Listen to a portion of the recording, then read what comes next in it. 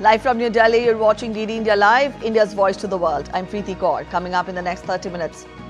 Prime Minister Narendra Modi embarks on a three-nation visit to Cyprus, Canada and Croatia. This is the first visit by an Indian Prime Minister to Cyprus in over 2 decades to boost India, EU and Mediterranean ties.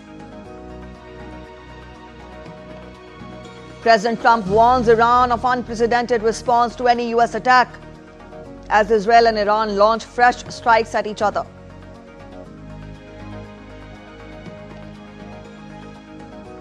No Kings protesters take to the streets from Los Angeles to Boston. Nearly 2,000 demonstrations planned across the country coinciding with Trump's huge military parade.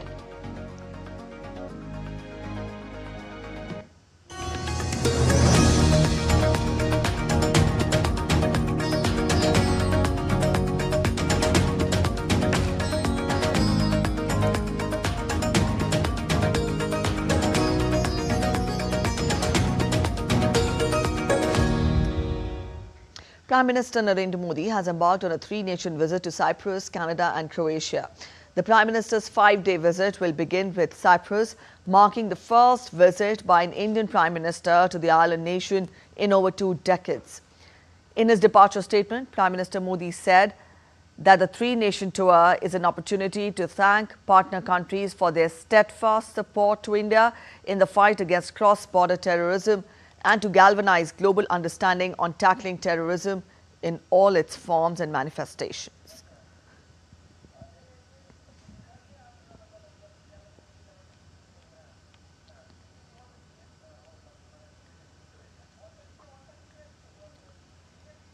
Prime Minister Narendra Modi has embarked on a three-nation visit to Cyprus, Canada and Croatia. This will be the first official visit to Cyprus. This will be on June 15th and 16th, and this visit is happening at the invitation of President Nikos Christodoulidis. While in Cyprus capital Nicosia, Prime Minister will hold talks with President Christodoulidis and also address business leaders in Limassol. Cyprus is India's close friend and an important partner in the Mediterranean region and the EU. The visit will reaffirm the shared commitment of the two countries to deepen bilateral ties and strengthen India's engagement with the Mediterranean region and the European Union.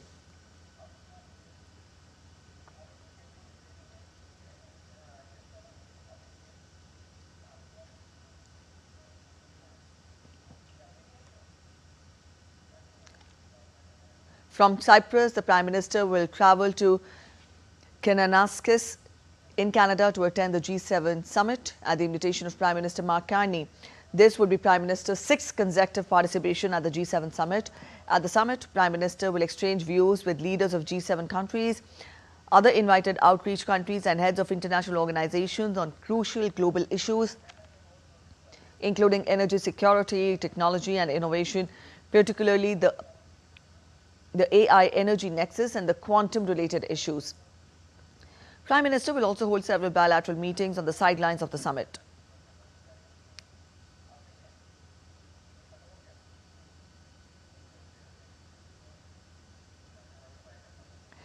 In the final leg of his tour, Prime Minister Modi will undertake an official visit to Croatia on 18th of June. This will be the first ever visit by an Indian Prime Minister to Croatia, marking an important milestone in the bilateral relationship. Now, the visit presents a historic opportunity to boost linkages with a valued partner country. Prime Minister will hold bilateral discussions with Prime Minister Plenković and also meets the President Zoran Milanović. The visit to Croatia will also underscore India's commitment to further strengthening its engagement with partners in the European Union.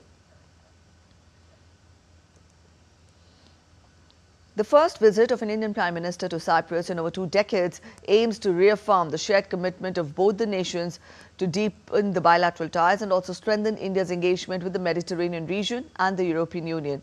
We get you details in our next report.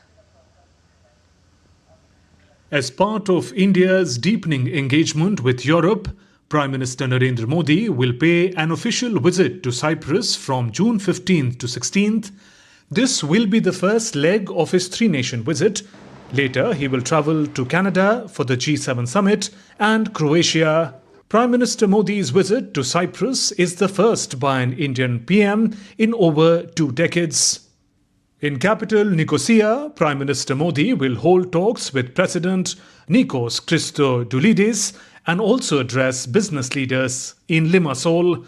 The visit will reaffirm the shared commitment of the two countries to deepen bilateral ties and strengthen India's engagement with the Mediterranean region and the European Union.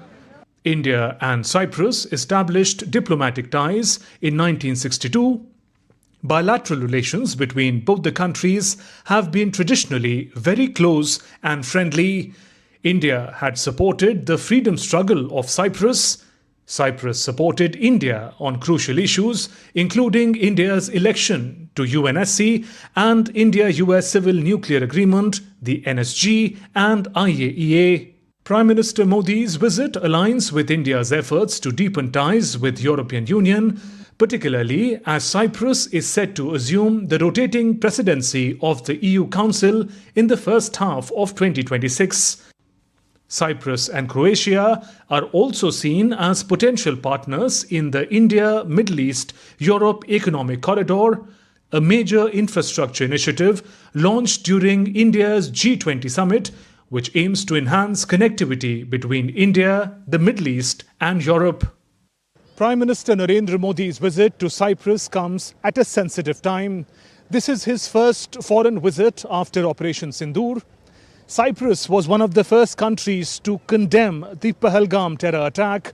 India has always supported a peaceful resolution of the Cyprus dispute as per international law. In that sense, this visit is seen as a powerful symbol of solidarity against common geopolitical adversaries and forces. With camera person Senthil, Shubhendu Ghosh for DD India in Limassol, Cyprus. DD India correspondent Shubhendu Ghosh spoke with the Indian High Commission to Cyprus, who highlighted the deepening ties and growing cooperation between the two nations. Let's listen in. I have with me Indian High Commissioner to Cyprus, Mr. Manish. Welcome to DD India, sir. It's first time in about 2 decades that an Indian Prime Minister is visiting Cyprus. If you can take us through what is high on the agenda. Prime Minister, as you said, will be coming to visit Cyprus. Indian Prime Minister will be coming in first time after 23 years. And this would be the Prime Minister's first visit to Cyprus. And it is quite high on agenda. As I have said before also in various forums, that India-Cyprus historical relations dates back to centuries. So what we are trying to do and achieve is to give more contemporary context to our historical relations. We are friends, we are partners, and we have supported each other in difficult times, good times. And we perceive that this visit of Prime Minister Sri Narendra Modi ji will be a historic visit, because there are a lot of things which will get discussed and a lot of outcomes will happen in every aspect of our relations. Right, sir. But if you talk in terms of particular areas that may be in focus, particularly in terms of economy, energy and connectivity, what can be expected? Each national leaders of both countries are trying to see how they can use the good feeling, friendship amongst ourselves to work together to achieve their own national goals of development to the people, prosperity to the people, and each country has its own unique strength. So Cyprus is also geographically very well placed, and I believe that our Indian companies who are now looking to expand outwards, and Cyprus would be a good position for them to come and expand their operation in European Union and Middle East and North Africa region. It is a global economy, so there is no winner or no loser. It is a cyclical thing. So I think Indian companies coming here and expanding will bring revenues to our country, because a lot of Indians are living here. They are sending back money, repatriation. So it is kind of a circular thing. So I believe that trade, tourism, technology, startup, innovation, energy sector. These are some of the potential areas. And finally, the point that you mentioned about Cyprus being like a gateway to Europe, we understand that in 2026, Cyprus is also going to be the president of the Council of European Union. In that sense, India's greater outreach to Europe, in that context, Prime Minister's visit becomes crucial, would you say? I think so. I think Cyprus has always been supporting us in the framework of India-EU engagement. And as you said, Cyprus will take the presidency of EU on 1st January next year for 6 months. If the FTA is concluded, I think it will start getting implemented in Cyprus presidency. So that is a good thing considering our relationship. Thank you very much for speaking with DD India. That was the Indian High Commissioner to Cyprus talking about the expectations ahead of Prime Minister Narendra Modi's visit to the Mediterranean island. With camera person Yogesh, Shubhendu Ghosh for DD India in Cyprus. The Aircraft Accident Investigation Bureau continues recovery and investigation work at the site of the ill-fated Air India Flight 171, 3 days after the crash that killed 241 people on board. AAIB is a division of the Ministry of Civil Aviation tasked with probing aircraft accidents in India. The probe is being done in line with international protocols set by International Civil Aviation Organization. Teams from the National Security Guard, National Disaster Response Force, Indian Air Force and Central Industrial Security Force continue to work at the crash site to inspect the wreckage of the ill-fated flight. A key breakthrough in the probe came with the recovery of the aircraft's black box from the debris on Friday. The black box is being examined to ascertain in-depth insight into what would have actually happened during the crash or moments before the crash itself, while search is still on for the cockpit voice recorder. Besides, the Directorate General of Civil Aviation has ordered to conduct an extended surveillance into the Boeing 787 series aircraft model, which are currently present in the Indian aircraft fleet. 8 have already been inspected with immediate urgency.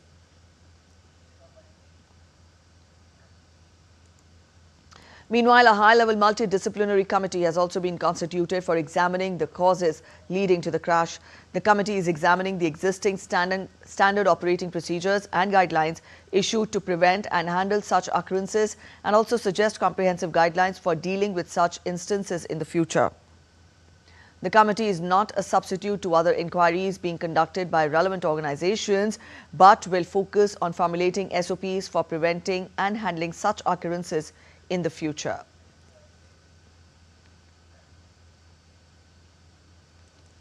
Meanwhile, as many of the bodies were burnt beyond recognition or damaged otherwise, authorities are carrying out DNA tests to establish the identity of Air India plane crash victims.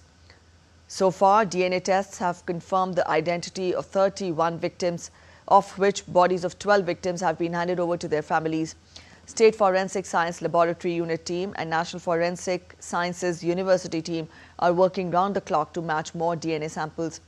BJ Medical College has assured the families of the victims that the civil hospital would contact the kin as soon as a DNA match was found and urged them to not rush to the hospital.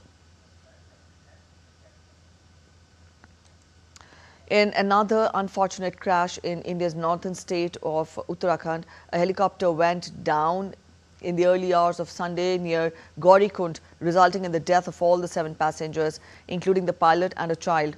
NDRF and SDRF teams are present at the accident site as all bodies have been recovered. In view of the recent accident, Uttarakhand Civil Aviation Development Authority and DGCA have imposed a ban on helicopter services in Char Dham until further orders. Earlier, the helicopter made a hard landing at an alternate location due to unfavorable weather conditions en route, resulting in damage to the aircraft.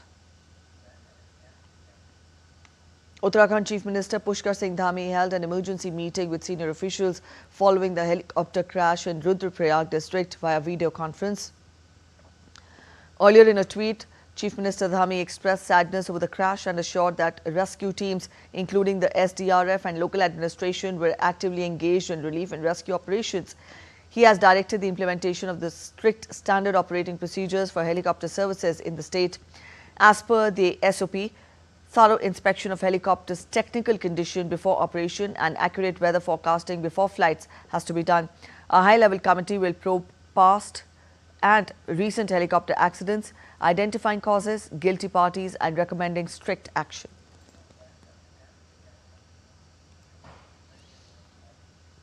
Indian Minister Dr. Jitendra Singh chaired a media interaction on provisions made for ease of doing research by science departments and ministry in New Delhi on Sunday. He said that policy reforms to facilitate research will directly benefit the country's young students and researchers. Now that we have moved over to the fourth economy from the 10th economy that we were 11 years back, and now hope to be in another 3 years rank 3 and then moving on, I think we'll have to follow the global strategies, global parameters, and our benchmarks have to be related to the global benchmarks, so we can no longer rest or take satisfaction on what others have done within domestically, and we have done better than that. So in order to do that, we also need to make sure that within the framework given to us, with exercising all the integrity at our command. You're watching DD India Live. We're heading for a short break, but after the break, Trump and Putin hold phone call, discuss Iran-Israel tensions, Ukraine conflict. A massive manhunt underway after a gunman posing as a police officer killed a senior Democratic lawmaker in Minnesota. German top seed Alexander Zverev faces Taylor Fritz in the Stuttgart Open final on Sunday.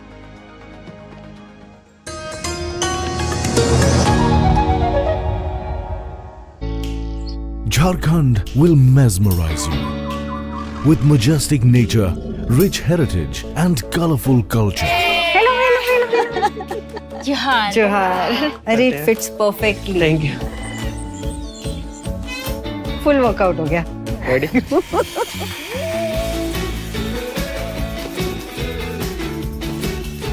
Postcards from Jharkhand on National Geographic.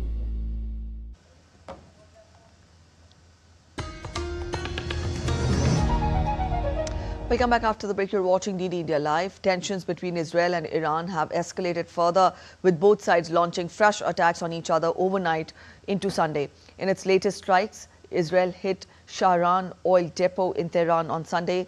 Though fire had erupted after the attack, Iran said that the situation was under control.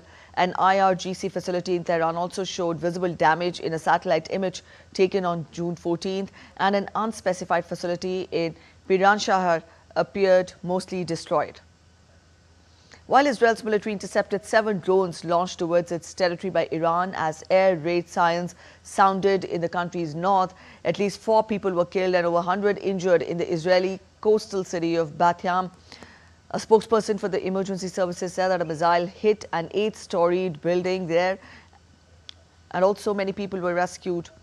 Several projectiles were also visible in the night sky over Jerusalem and Haifa. Iran's Revolutionary Guard said that Iranian missiles and drones targeted Israel's energy infrastructure and facilities for fighter jet fuel production.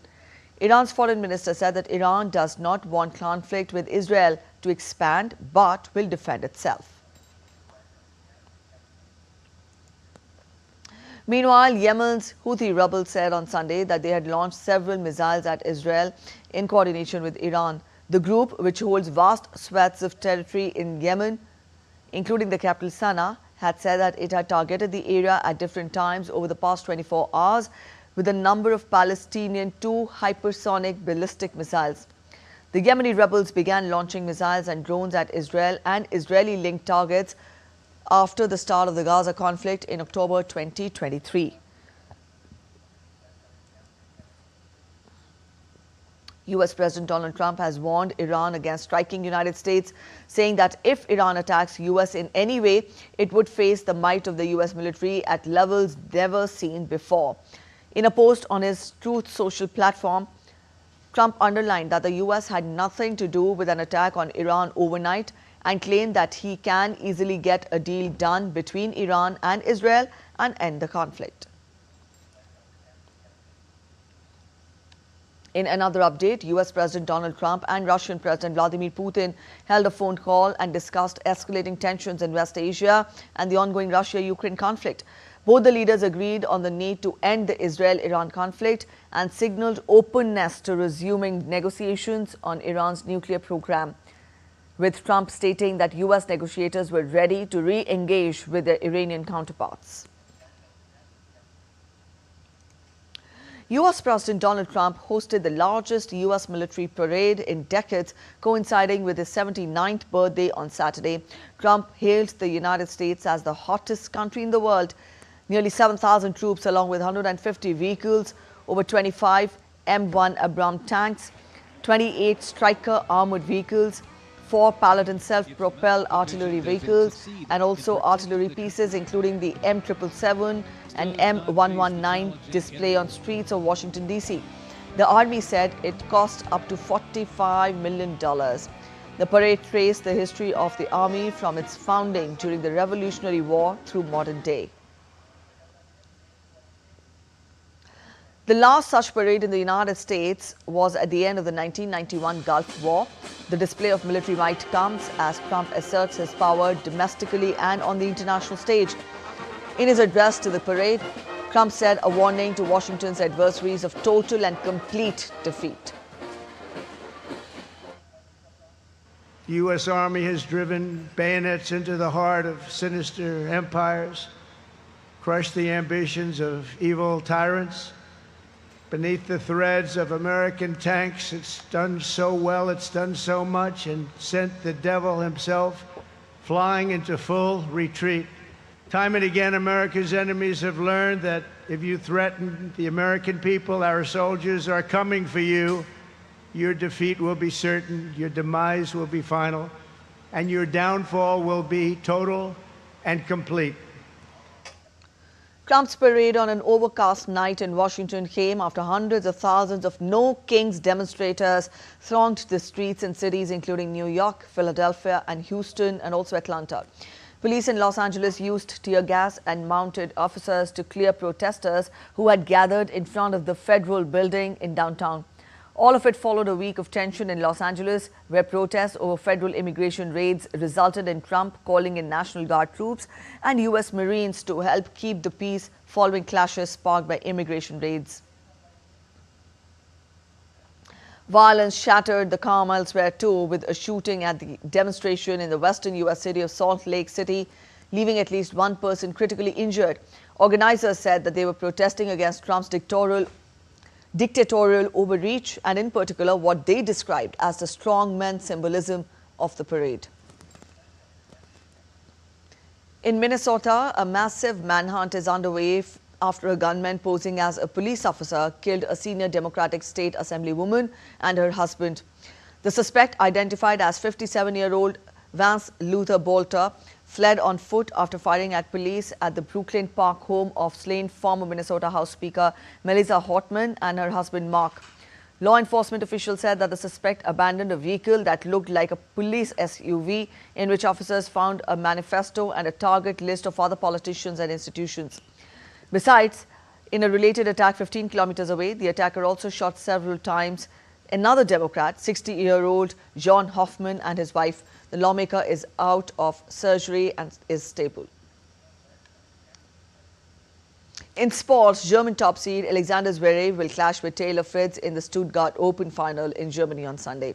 Zverev took out American third seed Ben Shelton with a 7-6, 7-6 victory in the semi-final to set up the summit showdown with Fritz. In the last semi-final, Fritz knocked out fourth seed Felix Auger-Aliassime for 6-4, 7-6. Fritz is eyeing a fourth grass court title as he looks to continue to build momentum towards Wimbledon, where the 27-year-old is a twice quarter-finalist. Both have played 12 matches between them. Fritz holds a better record against Zverev. He has won 7 matches while lost 5 against Zverev. German qualifier Tatjana Maria has set up a summit clash with Amanda Anisimova at the Queen's Club Championships in London on Sunday. Maria produced a stunning 6-3, 7-6 win over Australian Open champion Madison Keys in the semi-finals. 37-year-old Maria, who reached the Wimbledon semi-finals in 2022, has enjoyed a memorable run at the tournament. She can complete her fairy tale week against American world number 15, Anisimova, who clinched a surprise 6-2, 4-6, 6-4 win against Chinese top seed Zheng Qinwen in the second semi-final. Anisimova won the Qatar Open this February and is one victory away from her second WTA title as she prepares to face Maria. The streets of La Paz, Bolivia came alive with dancers, musicians and singers celebrating Grand Poda, a festival deeply rooted in Catholic and Aymara traditions. Recognized by UNESCO as an intangible cultural heritage, the event drew thousands of performers in traditional attire on June 14th.